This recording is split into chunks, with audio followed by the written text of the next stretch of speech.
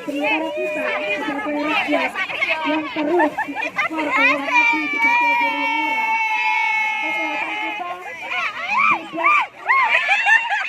dijamin, keselamatan kita tidak dipedulikan, bahkan asuransi.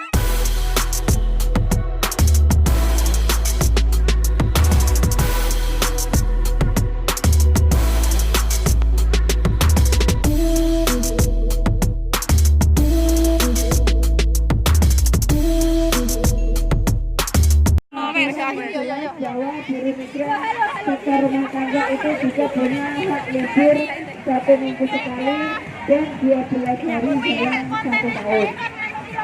Begitu juga dengan cuti tahunan. Setiap kita yang bekerja di rumah majikan yang sudah menandatangani kontrak berwarna biru, itu kita berhak mendapatkan cuti tahunan sebanyak 7 hari dalam 1 tahun. Dan 7 hari di tahun kedua yang biasanya teman-teman ambil di akhir kontrak, yaitu menjadi 14 hari. Dan di tahunan itu bertambah 1 hari di setiap tahunnya jika teman-teman bekerja di majikan yang sama. Jadi di kontrak kedua di tahun pertama itu menjadi 8 dan di tahun keempat menjadi 9. Begitu seterusnya. Nyuting iki tok gek moro yang gon-gon karo Mbak Minang. Kamu nyuting go yo. Iki gane nyuting iki, terus mari saiki rono. Majikan secara terus-menerus.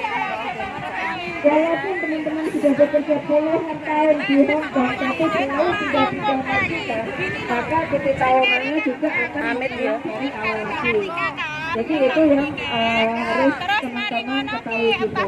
Lantas apakah kita berhak membatalkan cuti tahunan jika kita putus kontrak di bulan yang ke-7?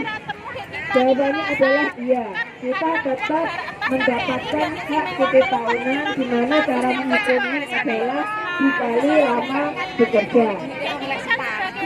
Begitu juga saat kita sudah bekerja 5 tahun atau menjelang 5 tahun, kemudian majikan tiba-tiba memutus kontrak kita tanpa sebab, itu kita bisa menuntut uang servis. Tapi jika kita yang tidak lagi menginginkan bekerja dengan majikan, maka kita tidak bisa menuntut melalui jalur hukum, tapi kita bisa negosiasi dengan majikan agar diberi uang servis. Dan jika teman-teman majikannya teman-teman itu tidak baik dan juga kerjanya selalu overtime dan teman-teman sengaja bertahan karena diiming-imingi long service, lebih baik dipikir ulang, karena long service itu bisa menjadi kayak iming-iming saja agar kita loyal kepada majikan. Namun ketika kita yang memutuskan untuk berhenti, kita tidak bisa menuntut secara hukum. Jadi kembali ke bagaimana teman-teman berada di rumah majikan.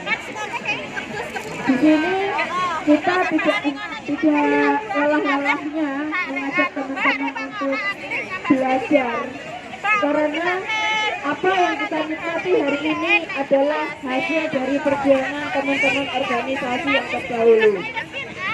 Dulu sebelum IMO menjadi serikat di Hong Kong, itu IMO adalah Indonesian Group, hanya sekelompok kecil organisasi yang berjuang untuk buruh migran di Hong Kong.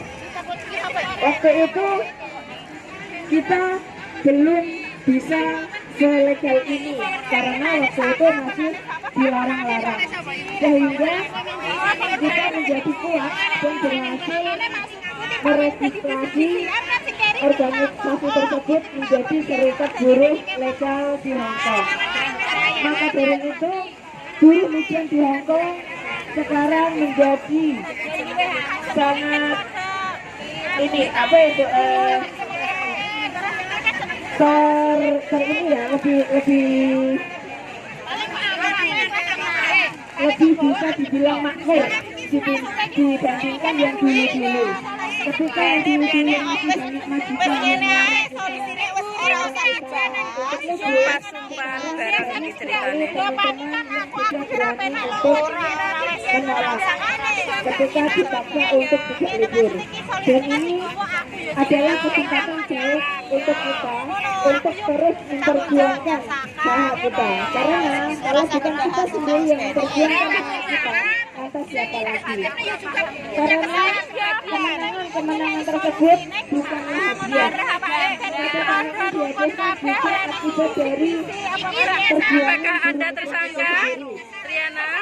Apakah kalian berdua tersangka? Perjuangan buruh migran yang selalu menolak dan menuntut agar dibubarkannya terminal Hulu CKI.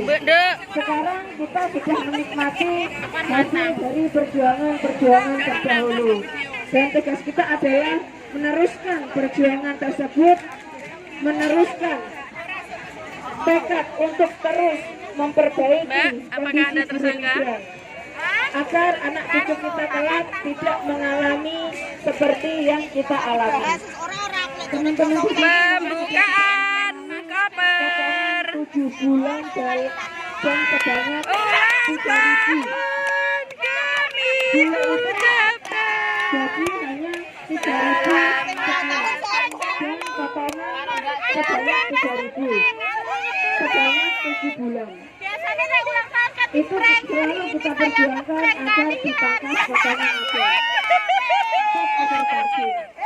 Sehingga sekarang mau tidak mau pemerintah juga menekan PJTKI agar tidak terlalu membebani potongan tersebut. Walau sampai sekarang organisasi itu masih tetap ada, karena PJTKI yang sudah terbiasa mengambil uang yang sangat banyak dari buruh migran, mereka panganan cah ojo ugal-ugalan cah. mengurangi potongan tersebut, maka semakin banyak potongan-potongan yang katanya itu untuk biaya kita segala macam. Bahkan ada potongan yang ada 2 jenis, satu katanya untuk PT, satu katanya untuk itu adalah trik PJTKI dan ada dalam upaya memeras buruh migran. Atas siapa yang akan peduli terhadap buruh migran? Ya buruh migran itu sendiri, karena orang-orang Rasane wong wes. mereka hanya mementingkan diri mereka sendiri. Terima kasih Mereka hanya mementingkan keuntungan mereka sendiri dan menyakiti pemerintahan. Sementara kita sebagai rakyat yang terus diekspor ke luar negeri sebagai buruh murah, kesehatan kita tidak dijamin, keselamatan kita tidak dipedulikan, bahkan asuransi pun hanya berlaku di Indonesia, tapi tetap disuruh untuk membayar katanya sebagai persyaratan sebagai ke luar negeri.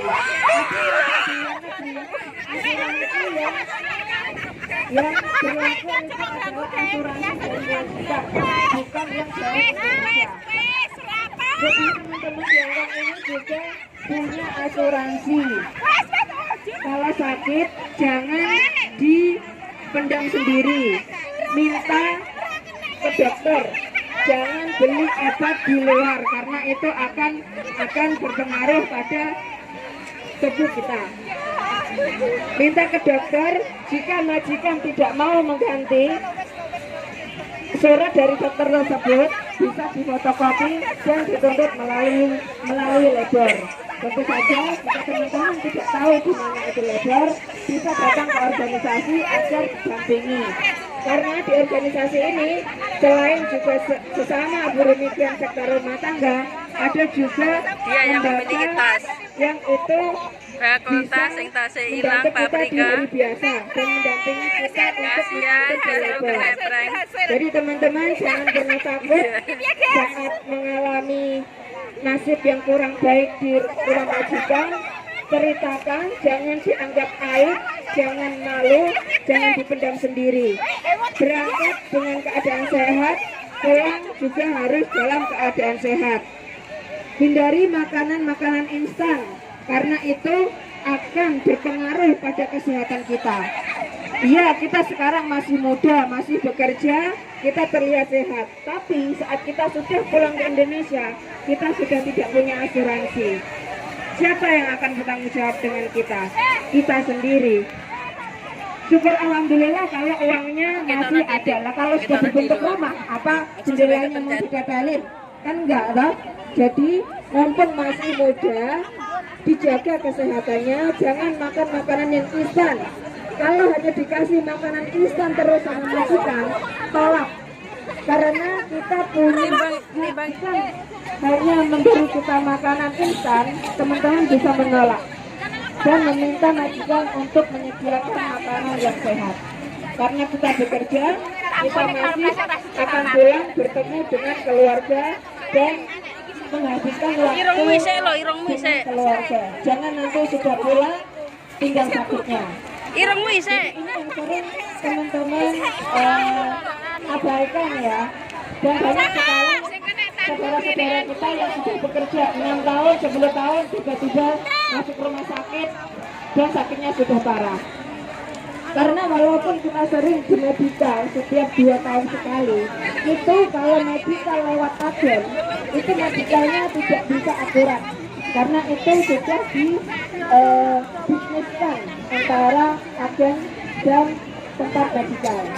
Beda dengan yang kontrak mandiri, karena kita akan memilih tempat medical yang benar-benar akurat. Jadi kenali kesehatan teman-teman, jangan abaikan, jangan nanti sudah pulang dan hanya menderita sakit karena kita terlalu mengabaikan kesehatan kita. Kita di Indonesia hanya satu musim yang tidak pernah ada musim dingin. Kalau begitu sampai ke Hongkong kita ada musim dingin. Tubuh kita lumayan shock ya, jadi harus dijaga dengan ketat. Usahakan untuk memakai sarung tangan saat di musim dingin dan hindari pakai air panas karena itu akan merusak lapisan kulit, dan itu banyak sekali teman-teman yang nge-share foto tangannya rusak. Itu karena kurang pekanya teman-teman terhadap kesehatannya sendiri. Memang kalau kita selalu pakai air dingin itu terasa dingin. Dalah iki anu kamera grafer mau guys iki. Mesakne ya. Aduh.